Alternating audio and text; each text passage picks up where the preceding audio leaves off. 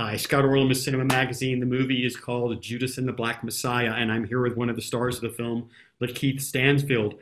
William O'Neill is probably one of these people that would have just been anonymous, basically, in our history. And this movie really kind of pulls him out, showcases how integral and essential he was into this story about the Black Panther. How did you come to the attention of who he was? I came to the attention of William O'Neill right before Shock had come to approach me about the film. I had seen Eyes on the Prize, the interview which he's featured in, and I knew who Fred Hampton was just from his speeches that I had seen online, and I remember coming across him in the documentary and thinking, well, oh my God, I hate this dude. And when I got the script and realized he was in there, I was like, well, what a great opportunity to play opposite of this guy. And then Shaka revealed to me that, no, actually, I'd be playing him. And so it took me a while to understand and come to terms with that. And after a while, I realized it could be a good opportunity to explore some internal struggle within myself, you know. But also, too, what I thought was fascinating with LaKeith is obviously, I don't think anybody wants to be an informant and be a snitch, especially inside their own community. But he had a gun to his head. I mean, literally, he was being manipulated by the government. And you think, how many other people have gone through that same experience? Yeah, I mean, there's many of them, right?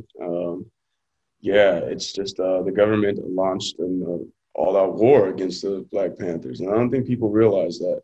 When we talk about the Black Panthers, oftentimes, especially these days, there's a concerted effort to paint them out to be a terrorist organization.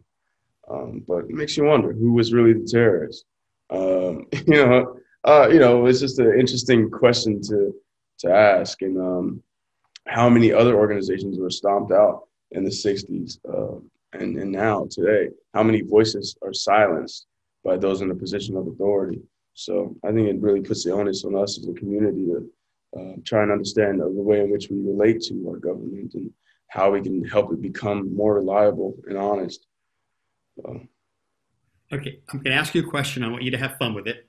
Taking Okay. Fred Hampton out of the equation, if you had to drive somebody famous, and it could be anybody famous, around, who would you want to have in your backseat?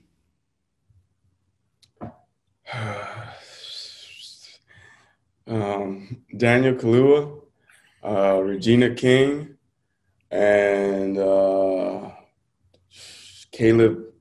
Laundry Jones. It's a lot of Yeah. talent back there.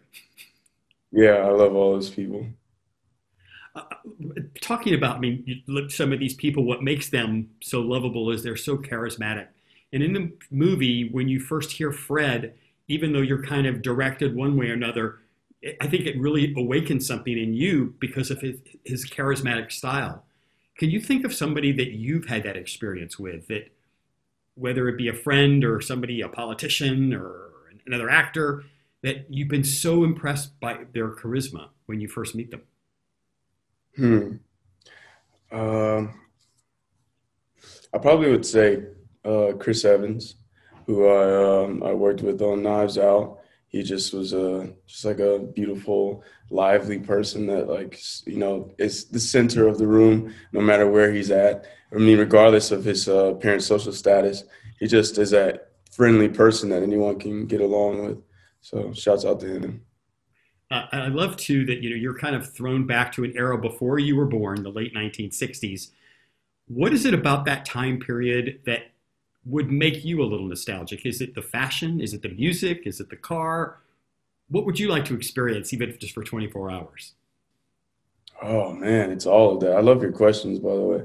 I love the wardrobe. It really kind of it's just, I love fashion. And so '60s fashion was really nice and definitely puts me in a certain mood that's happy. I love the cars. I love the atmosphere there. I love the way people spoke.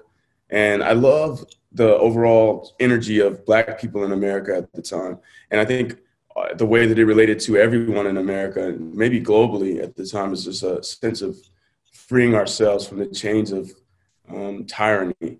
And I just love that idea. And I'm all with the like flower power movement, everything, pushing forward. And it was a really divisive time because of the war and all that stuff. So, but I love the 60s, and from what I can see from the 60s, I love.